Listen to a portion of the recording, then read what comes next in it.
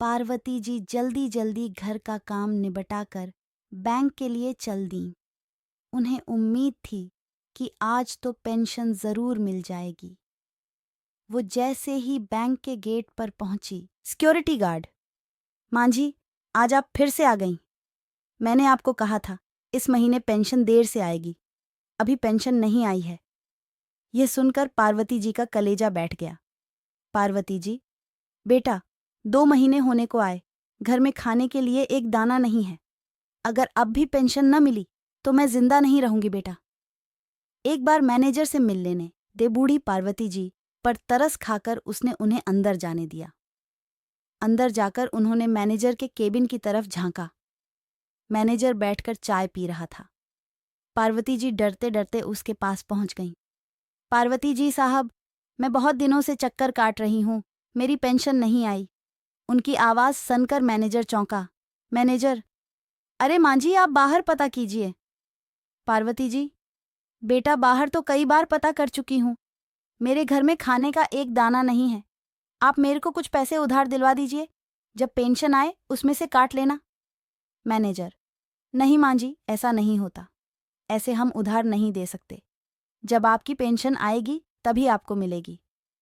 Manager का रूखा सा जवाब सुनकर पार्वती जी बाहर आ गईं और घर की ओर चल दीं। चलते चलते वे थक गई थीं तो एक बंद दुकान के बाहर बैठ गईं। पार्वती जी ने सामने देखा तो एक रेस्टोरेंट था, जिसे देखकर उन्हें कुछ याद आया। 5 साल पहले उनका बेटा अंकित उन्हें इसी रेस्टोरेंट में पार्टी देने लाया था, जब उसकी पहली नौकरी लगी थी। इन 5 सालों में कितना कुछ बदल गया। नौकरी लगने के 2 साल बाद ही उसने अपनी पसंद की लड़की से शादी कर ली और उसके 1 साल बाद दोनों कनाडा चले गए। पहले कभी कभी उसका फोन आता था, 1-2 बार उसने पैसे भी भिजवा दिए, लेकिन पिछले 1 साल से उसने पार्वती जी की कोई खबर नहीं ली। पार्वती जी की आंखों से टप टप आंसू बह रहे थे। उन्हें लग रहा था काश मरने से पहले एक बार अंकित को देख पाती। यही सोचकर वे बहुत देर उस रेस्टोरेंट को देखती रहीं, जैसे अभी उनका बेटा आएगा और उन्हें वहां ले जाएगा। इसी उम्मीद से वे वहां बैठी रहीं। तभी उनके पास एक छोटी सी लड़की आई। लड़की, मां जी, एक गुब्बारा ले लीजिए अपने बच्चों के लिए। मां जी को रोता देख वो उनके पास बैठ गई। लड़की, मां जी, आप क्यों रो रही हैं?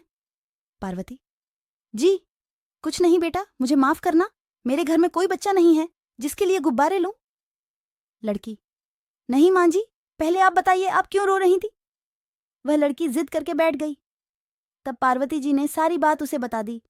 ये सुनकर वह लड़की बोली, लड़की, मां जी, आप कहीं जाना मत, मैं अभी आई।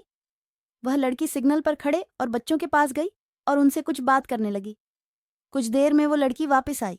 उसके साथ कुछ और बच्चे थे और बोली, लड़की, मां जी, हाथ आगे कीजिए। पार्वती जी ने जैसे ही हाथ आगे किया, उसने उनके हाथ पर कुछ रख दिया और मुट्ठी बंद कर दी। पार्वती जी ने आश्चर्य से देखा।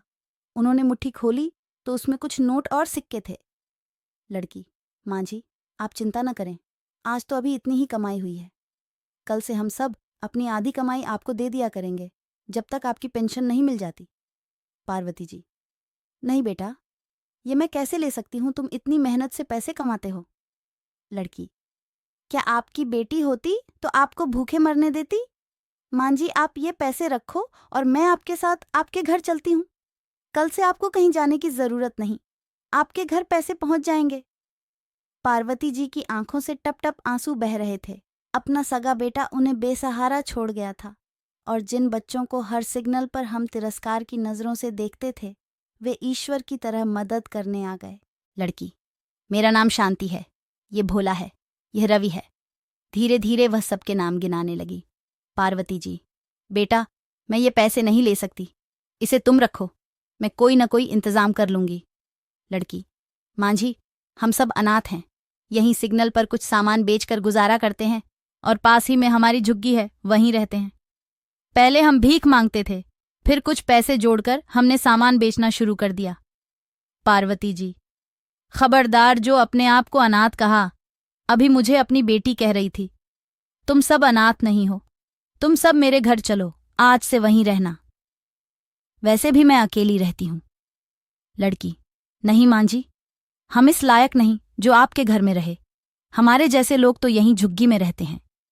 पार्वती जी, बेटा, तुम सब उन लोगों से बहुत ज्यादा अमीर हो जो बड़े बड़े आलीशान मकानों में रहते हैं। जो दौलत तुम्हारे पास है वो इन सब के पास कहाँ। पार्वती जी उन सब बच्चों को अपने घर ले आईं। उस लड़की ने और उसके साथ बच्चे बाहर से खाने पीने का सामान ले आए। पार्वती जी ने खाना बनाया, सबने खाना खाया। उसके बाद वे सब अपने काम पर चल दिए। पार्वती जी, मैं रात को खाना बनाकर रखूंगी, आज से तुम सब यहीं रहोगे, शाम को टाइम से आ जाना। यह सुनकर वह लड़की रोने लगी। लड़की, माँ जी, आज मुझे मेरी माँ की याद आ गई। वह भी इसी तरह मेरे लिए खाना बनाकर रखती थी। अब वो इस दुनिया में नहीं है। पार्वती जी, बेटी, आज से मुझे अपनी माँ समझ, और तेरी ही नहीं, मैं इन सब की माँ हूँ। लड़की, माँ जी, आज से हम खूब मेहनत करेंगे, अब तो हमारे पास माँ है। पार्वती जी, हाँ ठीक है, लेकिन मैं तुम्हारे पढ़ने लिखने का भी इंतजाम करूंगी।